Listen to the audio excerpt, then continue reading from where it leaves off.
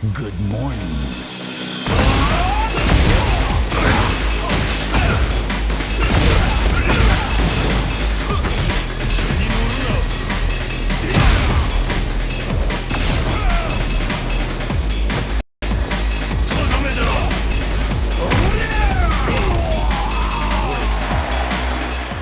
So, you want to do some fancy shit in Tekken, or you just want to start learning a bit of the game so you can survive online. Well, either way, you have to start with the basics, and that's what these videos are for. I'm going to try and keep them as short as I can, while giving you as much information as possible so that you get a head start. And here's some advice. Remember, this is Tekken. And in Tekken, there are a lot of characters that have a lot of moves. You will get hit by something. Don't worry about it too much.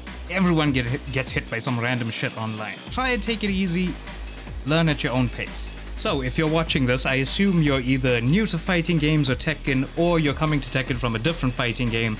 Probably Mortal Kombat 1. I feel your pain, by the way. Quan Chi brought desyncs. Invasions are still kinda ass. Now, where do you start in Tekken? You actually start by picking the character you like the most. Don't give a fuck about tier lists and people putting out videos saying, oh, you should play this character. No, you pick whichever character you like. If you like Panda and think you're gonna have fun playing Panda, play Panda. Whichever character you want to learn, play them. However, I do want to say that some characters are easier to pick up and play and learn than others. For example, Kazuya here. He's actually pretty difficult, honestly. You can go through his move list, learn everything there. Doesn't really mean you're gonna get anywhere. Like, there's a lot more to this guy, like, some pretty in detail stuff that goes on with Kazuya, I'm not gonna lie.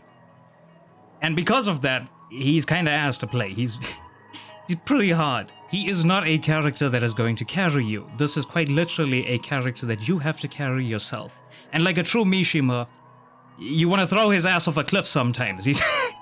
He's that complicated at times. But just because this isn't a character that I would recommend for someone starting out the game, that doesn't mean a damn thing. If you want to play Kazuya, you play Kazuya. Now, once you have your character, what's next?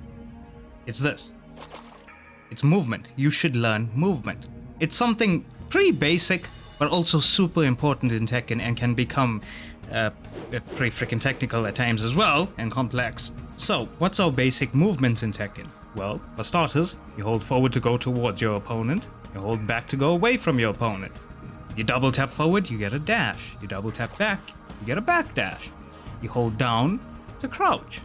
You can also hold down forward, and you kind of move towards your opponent here. And that is the universal low parry in Tekken. I can't really demonstrate that all too well here. I'm kind of limited in the demo. But just because you're holding down forward, it doesn't mean that you will automatically parry every low in the game. You have, I think, 20 active frames from the time you hit down forward and hold it. And for 20 frames, you have an active low parry. As soon as you hit like the 21st frame, yeah, you're gonna get hit with a low. If you hold down back, you block lows. As you can see, you can also jump in Tekken. You jump towards your opponent, jump away from your opponent. If you play 2D fighters, you know about jumping. However, this is Tekken. This is completely ass. Do not be doing this. Instead, what we have is a sidestep. So you can tap up to sidestep towards the background, tap down to sidestep towards the foreground, closer to the screen. But you'll notice something here. Your left and right is pretty linear movement. But your sidestep isn't. You don't move directly to a side. Instead, you kind of move in an arc around your opponent. And if you tap a certain up or down and then press it again and hold it, you get a sidewalk. And as you can see, it is around your opponent.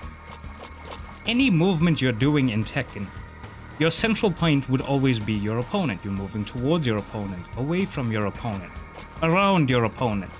And that's kind of important as well, because sometimes you can end up off axis. And it's the same for your opponent as well. You are their central point. They are moving towards you, away from you, and around you. Now, something else here that's not new to Tekken, but is kind of new in Tekken 8. If you tap forward 3 times, you get a running animation like that. Now, running at your opponent is something that's always been there in Tekken. They've just made it kind of easier to do in Tekken 8, so we won't worry about the older inputs. Just know, you tap forward 3 times, you get running animation.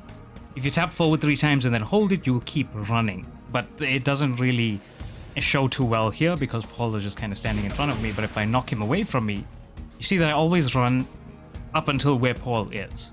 Another important thing with movement in Tekken that a lot of people forget to mention at times is movement cancelling, or cancelling your movement into other movement.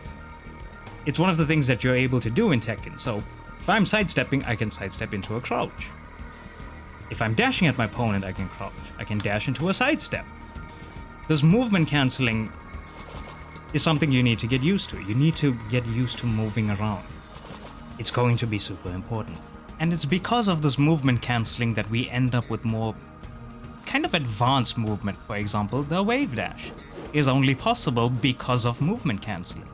You're cancelling one movement into another movement and then cancelling that back into a different movement. There are also character-specific movements, depending on the character you pick. For example, if I tap forward with Kazuya, that is me tapping forward with Kazuya. He doesn't move forward, instead he does a misstep. He kind of sidesteps automatically by himself.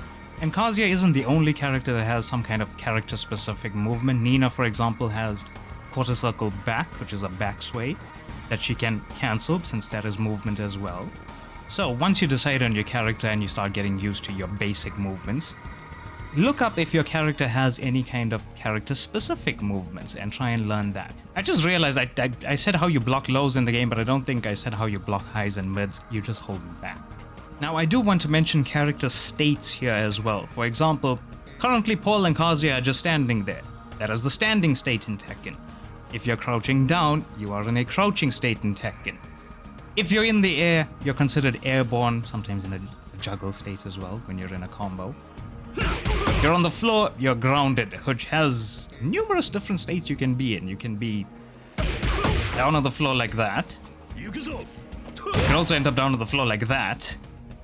Like, there's multiple states for grounded stuff in this game. I just can't show all of them without a proper practice mode. And then there's your running as well. While the game won't tell you that this is an actual state per se, it is different from you standing here or dashing at your opponent or moving towards your opponent, so it is different. And there's one more important state or in-between state that we call while standing. It's going from your crouch into a standing position. It might not look like much right now until you realize there's attacks that you can do from it. And it's going to be important as we go through these videos. Now I know we're just moving around, it's not super interesting, we're not doing attacks, we're not doing fancy combos, but movement in Tekken is super important. And you're going to see that the more these videos go on, how movement is going to help you with a lot of different things in this game. And it's important that you at least have a basic understanding of your movement, your states, what the hell is going on with your character, where are you moving towards, what are you moving away from, how is your sidestep actually working. So now that you guys have the basics of movement in a sense, you need to start getting used to the stuff, your movement cancelling, how to block, just holding back or down back, the different states your character can be in, from crouch to standing, you're being airborne for some reason, I don't know why you would jump in Tekken, being on the floor. In the next video we'll go over some of the basics of attacks in Tekken, poking, grabs, and some of the attack properties as well. So if you liked, leave a like, dislike if you didn't, and remember, Tekken is complicated, but you can still have a lot of fun with it.